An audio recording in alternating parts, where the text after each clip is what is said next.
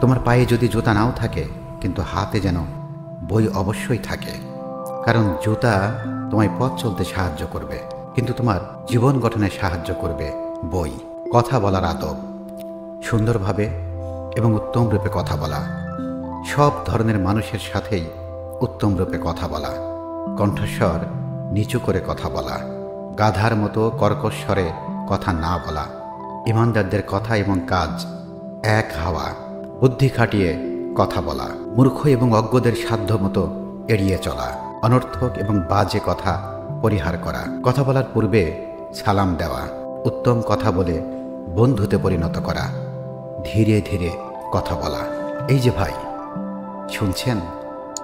আজ যে মাটির উপরে দম্ভ ভরে আপনি হাঁটছেন, কাল সেই মাটির নিচেই আপনার আসল ঠিকানা হবে।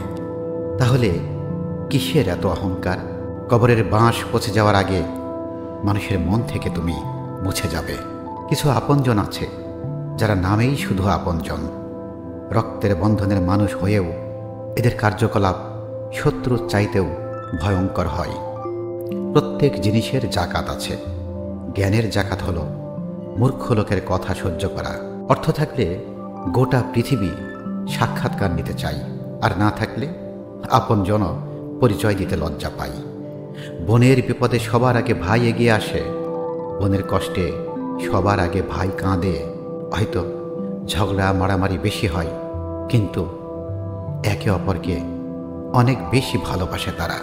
যে নারী স্বামীর কথায় নিজের জীবন চালিত করে, স্বামীর কথায় উঠে বসে, স্বামী যা বলে তাই শুনে, স্বামীর কথার একটুও অবাধ্য হয় না, স্বামী যেভাবে বলবে সেভাবে করে, সে নারী দুর্বল নয়, সে নারী শ্রেষ্ঠ নারী। যে কাঁদিয়ে মানিয়ে নেয় সে হলো বাবা, যে কাঁদিয়ে নিজেও কাঁদে সে হলো মা। পৃথিবীতে সবার ভালোবাসা ফুরিয়ে গেলেও মা বাবার ভালোবাসা কোনো দিন ফুরাবে না। কখন কি বলতে হয়? কাজের শুরুতে বিসমিল্লাহ, কাজ শেষে আলহামদুলিল্লাহ, প্রশংসায় মাশা আল্লাহ, ধন্যবাদ জানাতে জাজাক আল্লাহ, ভবিষ্যতে কিছু করতে ইনশাআল্লাহ, অবাক হলে সুবহান আল্লাহ, মিথ্যা শুনলে লা হাওলা ওয়ালা কুওয়াতা, কাজ শেষে আলহামদুলিল্লাহ, বিপদ এলে ইন্না লিল্লাহ, বাজে কথায় নাউজুবিল্লাহ, গুনাহের কথায় আস্তাগফিরুল্লাহ, কারো শুভ আগমনে মারহাবা, হাসি শুনলে ইয়ারহামুকাল্লাহ। সবাইকে ক্ষমা করবেন, কিন্তু দুই ধরনের মানুষকে কখনোই সুযোগ দিবেন না, যারা ডাবল ফেস, অর্থাৎ বিভিন্ন জায়গায় কথা লাগিয়ে বেড়ায় আর নিজেকে ভালো রাখার প্রচুর পলিটিক্স করতে থাকে। দ্বিতীয়ত, যারা দরকার পড়লে আপনার সাথে মিষ্টি মিষ্টি কথা বলে যুক্ত হয়ে স্বার্থ হাসিল করে, তারপর দরকার শেষে আপনাকে উষ্ঠা মেরে আবার আগের রূপ ধারণ করে। বুদ্ধিমান ব্যক্তি হতে চাইলে এই টিপসগুলো ফলো করুন। যে যেমন তার সাথে তেমন ব্যবহার করুন। বাংলায় একটা প্রবাদ আছে, যদ্দেশে যদাচার, অর্থাৎ যেখানে যেমন প্রয়োজন তেমন আচরণ করুন। যদি কোনো ব্যক্তি আপনার সাথে ভালো ব্যবহার করে, আপনিও তার সাথে ভালো ব্যবহার করুন। কিন্তু সে যদি খারাপ ব্যবহার করে, তবে তার সাথে খারাপ ব্যবহার করতে দ্বিতীয়বার ভাববেন না। খুব সহজে কাউকে বিশ্বাস করে নেওয়াটা সবার আগে ত্যাগ করুন। প্রয়োজন হলে তাকে আগে বাজিয়ে দেখুন। সবাইকে খুশি করার চেষ্টা করবেন না, কারণ প্রবাদ আছে, মানুষ যত পায় তত চাই। আপনি কখনোই কোনো মানুষকে সর্বদা খুশি রাখতে পারবেন না। অন্যের উপর নির্ভরশীল হওয়া ছেড়ে দিন, এই স্বভাবটা আপনাকে পঙ্গু করে দিবে। তাই স্বনির্ভর হন এবং পরিশ্রম করতে শিখুন। যতই রাগ উঠুক না কেন, রাগের সময় একটু ভেবেচিন্তে কথা বলা উচিত। রাগ কমে গেলে আপনি হয়তো ক্ষমা চেয়ে নেবেন, সে ক্ষমাও করে দিবে, কিন্তু যাকে কথাগুলো বলবেন তার মনে সেগুলো চিরস্থায়ী হয়ে যাবে। প্রত্যেকের জীবনে একবার হলেও কঠিন সময় আসা প্রয়োজন, তাহলে সহজেই বুঝতে পারবে তার আশেপাশে কে কীরকম চরিত্রের মানুষ ছিল। আপনার অর্জিত সম্পদ আপনি ভোগ করতে পারবেন কিনা তা অনিশ্চিত, কিন্তু অর্জন করতে গিয়ে আপনি যে পাপ করেছেন তার শাস্তি কিন্তু অবশ্যই আপনাকে ভোগ করতে হবে। পৃথিবীতে সবচেয়ে কঠিন কাজ হলো মানুষের মন জয় করা।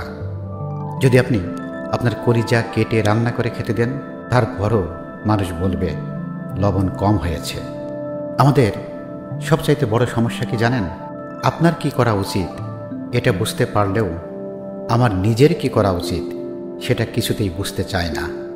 আর যার ফলে আমরা অন্যের কাজের বিচার করি, কিন্তু নিজের কাজের বিচারের বেলায় চরম ফাঁকি দেই। কথাটা সত্যি, সুখে থাকলে ভালোবাসার মানুষের অভাব হয় না, আর দুঃখে থাকলে নিজের ছায়াকেও পাশে পাওয়া যায় না। জীবনে চলার পথে অসংখ্য পাথর পাবে, এতে তোমার চলার পথ যেন থেমে না যায়, বরং পাথর দিয়ে তৈরি করো সাফল্যের সিঁড়ি। 3 ধরনের বন্ধু বেছে নাও। নাম্বার 1, যার কথা তোমার জ্ঞান বৃদ্ধি করে।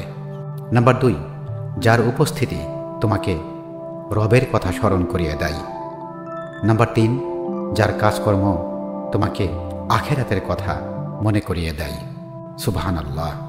সাঁতার দিয়ে নদী পার হওয়া যায়, কিন্তু সাগর নয়।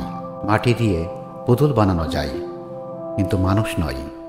টাকা দিয়ে গাড়ি কেনা যায়, কিন্তু মন নয়। যুদ্ধ করে বিশ্ব জয় করা যায়, কিন্তু ভালোবাসা নয়। তুমি মানসিকভাবে দুর্বল কিনা তা প্রমাণ করবে এই 5টি লক্ষণ। নাম্বার 1, খুব তাড়াতাড়ি তুমি লোকের মিষ্টি কথাই ভুলে যাও। নাম্বার 2, লোকের চোখে জল দেখলে নিজেকে কিছুতেই স্থির রাখতে পারো না। নাম্বার 3, কারো দ্বারা ঠকে গিয়েও আবার তাকে নতুন একটা সুযোগ করে দাও। নাম্বার 4, কারোর ভুলের শাস্তি দিতে গিয়ে তুমি নিজেই ভেঙে পড়ো। নাম্বার 5, নিজের কথা ভাবতে গেলে তোমার বারবার মনে হয় তুমি বোধহয় স্বার্থপর হয়ে যাচ্ছ।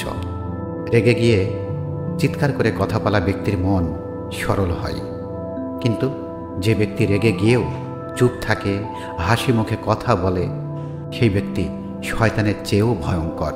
নিজের বাবাকে এই 2টি কথা কখনো বলবেন না। নাম্বার 1, তুমি আমাদের জন্য কি করেছ? মনে রাখবেন, মাথার ঘাম পায়ে ফেলে আপনার বাবা উপার্জন করেছেন শুধুমাত্র আপনাদেরকে ভালো রাখার জন্য। নাম্বার 2, তোমার পরিবার আমার মাকে কষ্ট দিয়েছে, এই কথাটাও ভুলেও বলবেন না, কারণ আপনার বাবা এটা জানতেন না যে তার পরিবার আপনার মায়ের সাথে ঠিক কেমন আচরণ করবে। তার পরিবারের লোকদের খারাপ আচরণের পিছনে কোনোভাবেই তিনি দায়ী নন, বা তিনি কাউকে সেটা শিখিয়েও দেননি। যে কোনো ছেলের জন্যই শুধু একটা ব্যাপার থাকে, সেখানে একজন ছেলেকে অনেকটা সময় সবটা জেনেও শুধুমাত্র পরিবারের খাতিরে নীলকণ্ঠের মতো বিষ হজম করতে হয়। কথাটা মনে রাখবেন। সব কথার জবাব দিতে নেই, সম্মান বাঁচাতে কখনো কখনো নীরব থাকতে হয়।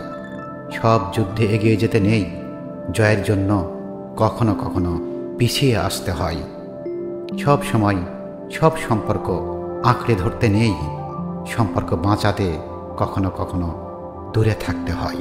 জীবনে এমন বন্ধু বানাও যেন আয়না আর ছায়ার মতো হয়, কেননা আয়না কখনো মিথ্যে কথা বলে না, আর ছায়া কখনো তোমাকে ছেড়ে যাবে না। তুমি কতটা কষ্টে আছো তা কেউ দেখতে আসবে না। প্রাণ খুলে হেসে দেখো, তোমাকে হিংসে করার মতো লোকের অভাব হবে না। ভুলেও এই 7টি কথা কাউকে বলবেন না। আপনার ব্যাংক ব্যালেন্স, আপনার দুর্বলতা, আপনার শক্তি, আপনার পারিবারিক সমস্যা, আপনার শত্রু, আপনার ভালোবাসা, আপনার উদ্দেশ্য বা পরবর্তী লক্ষ্য